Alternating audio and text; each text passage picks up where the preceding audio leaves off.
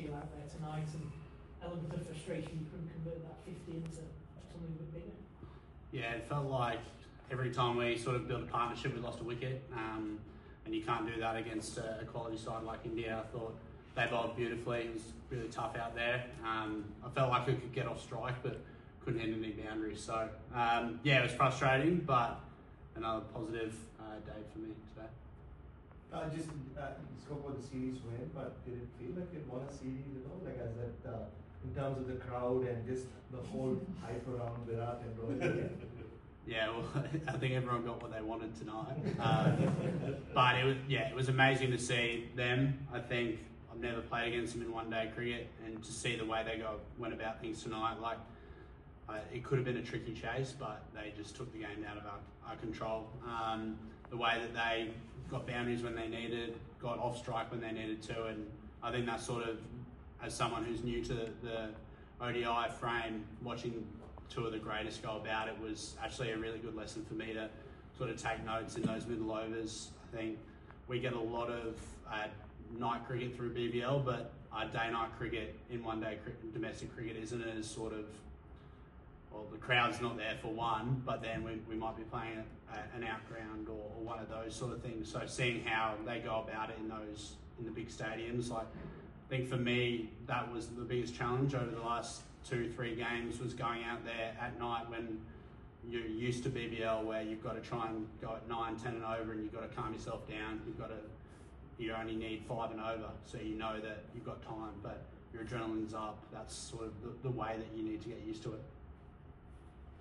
You probably answered it there, but just like watching Virat and Rohit as a batter yourself, like do you kind of admire it, and what are the specific kind of technical things that they do that sets them apart? I think they just hit their strengths and their gaps really well. I think you sort of know where they want to hit boundaries, and generally they're not going to try and hit where it's not.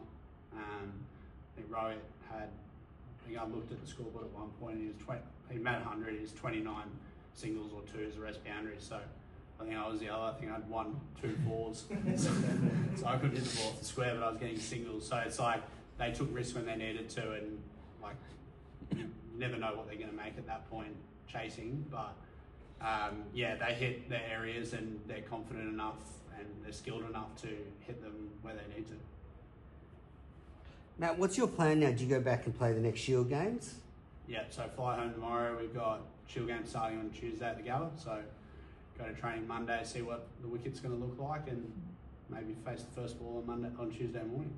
Excellent.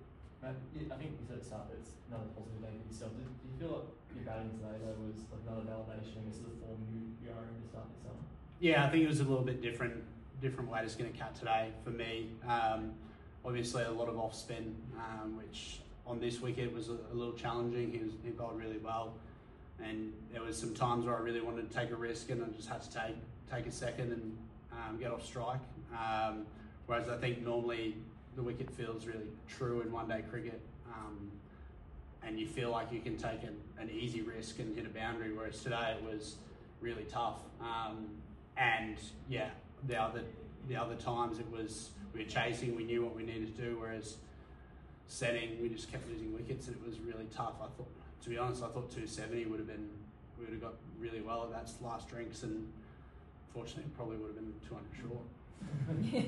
I appreciate it's a different format, but after scoring runs against quality attack, are you ready? If the call comes next month, are you ready to go? I'm ready for Tuesday. Shield game on Tuesday. So yeah, I think it's the same cricket ball, it's just a different colour. So for me, I said this the other day, like my batting, if I'm showing good intent, whatever format that may be, it's obviously the different shots that you need to play in red ball, but my feet are feeling really good against the quicks, spin's feeling good, so hopefully I can score some runs in the next Shield game and win a game for Queensland. Just on that, Matt, like, would you, obviously you missed the Shield game playing the ODI series, but Ashes ahead, and obviously your hopes there. Ideally, would you be playing Shield cricket, or do you get more out of playing against an Indian attack? Got to play against the best ODI side in the world. Yeah, so is it more beneficial playing this, do you think? I don't. You'd have to ask the selectors that. For me, I get to represent my country, playing a format I've never done before, experience playing in front of full crowds against an unbelievable Indian side in a format I've never played international cricket on. So, yeah, I'm happy to be here.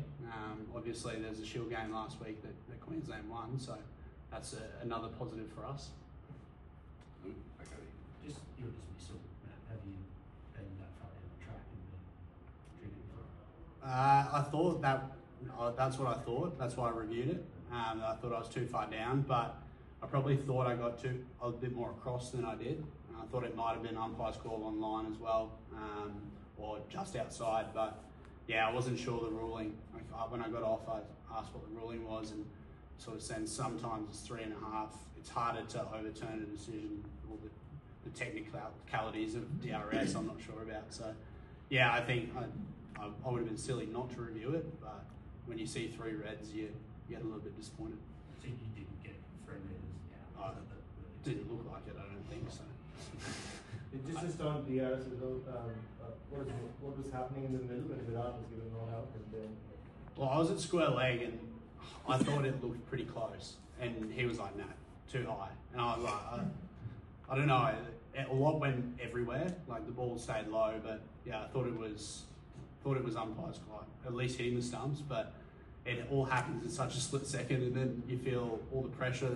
Mitch Marsh looks at you, goes, "Is it hitting him?" I think so. You sort of change your tune. You go, "Oh yeah, maybe." But yeah, it looked close, and yeah, when it came up on umpire's call, I think he was a little bit surprised as well. All good. Thanks very much. Thank you. And you saw